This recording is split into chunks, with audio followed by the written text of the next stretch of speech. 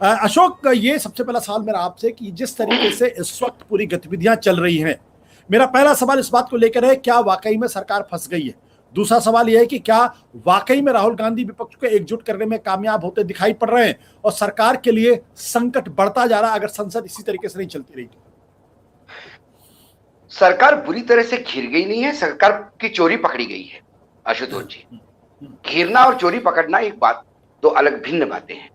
सरकार को आप किसी सोशल इशू पे भी घेर सकते हो, लेकिन ये वो चोरी है जो पकड़ी गई, लेकिन चोर कहता है कि मैया मोरी मैं नहीं माखन खाए। प्रश्न ये है कि एक सिंपल सा प्रश्न बार बार विपक्ष पूछ रहा है, मीडिया पूछ रहा है, ये देश पूछ रहा है, बाहर के देशों में भी जो लोग हैं, बाहर के देशों के जो लोग इसमें इन्वॉल्व है वो पूछ रहे हैं, क्या पेगासस के साथ भारत सरकार का कोई डील कभी किसी लेवल पे रहा है?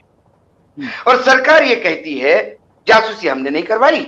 सरकार ये कहती है कि नक्सलियों को और आतंकियों को देखने के लिए जो यूज करते हैं उसको हम बता नहीं सकते आपको, लेकिन सरकार इस बात को बोलने को तैयार नहीं है कि पेगासस के साथ उनका कोई संबंध है। दूसरी बात, विपक्ष को एक बहुत बड़ा टूल मिल गया है जिसमें विपक्ष ने देखा सरकार की चोरी पकड़ी गई है, इसलिए विपक्ष पूरी तरह से सरकार को घेर रहा है। और विपक्ष जो कह रहे थे यहाँ विपक्ष नहीं है, धन्यवाद देना चाहिए ममता बनर्जी को। ममता बनर्जी ने पूरे विपक्ष में एक जान फूंक दी। उसने ये बता दिया कि हम भी ताकतवर है, हम भी इनको हरा सकते हैं।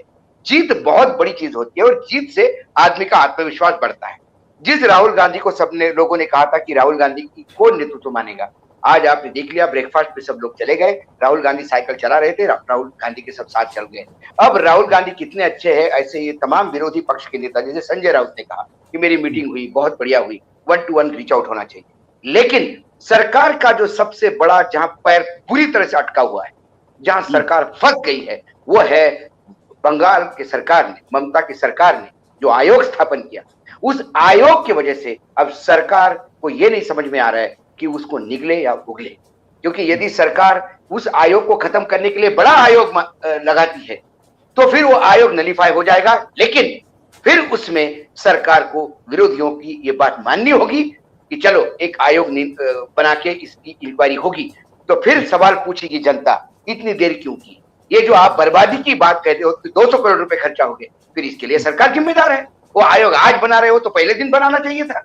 दूसरी बात, ये जो बार बार कहा जाता है कि विपक्ष काम नहीं करने देता, वो मुझे दिन याद आते हैं कि जब यूपीए की सरकार थी और एनडीए विपक्ष में था, तब ये सरकार नहीं चलाने दे रहे थे। सदन एक दिन नहीं, 2 दिन नहीं, कई बार तो पूरा सेशन वॉच आउट हो गया। ऐसे में सुषमा जी बड़े तरीके से आके कहती थी कि सदन चलाना ये सरकार का काम, विपक्ष तो विरोध करेगा। आज विपक्ष तो विरोध करेगा, सदन चलाना विपक्ष का काम नहीं, सरकार का काम। सरकार सभी दूर से घिरी हुई है। सरकार को यह समझ में नहीं आ रहा कि हम करें तो क्या करें। ये पेगासस का मसला जो है। दूसरी बात, फ्रांस में इस पे इंक्वायरी ऑर्डर हो गई है, कई देशों ने इंक्वायरी ऑर्डर हो गई है, अमेरिका ने स्टेटमेंट दिया है, यूनाइटेड नेशंस ने इस पे चिंता जताई है, और डिफेंस मिनिस्ट्री जो है इजराइल की, वो भी कह रही है कि हमको इसमें कुछ ना कुछ स्ट्रीमलाइन करना पड़ेगा। एक ना एक दिन ये मसला यहां नहीं तो कहीं और बाहर तो आएगा, और जिस दिन ये लिस्ट आएगी बाहर, क्योंकि वो लीगल बिजनेस है इजराइल में, इजराइल वाले ये लीगल बिजनेस करते हैं, it is a tool of war, it has been declared.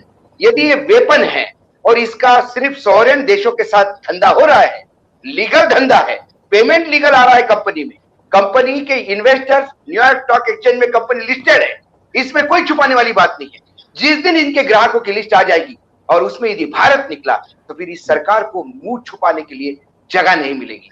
सरकार सभी ऑप्शंस को देख रही है और कहीं से रास्ता नहीं मिल रहा है, इसलिए सर पकड़ के बैठी हुई है, पूरी तरह से घिरी हुई है।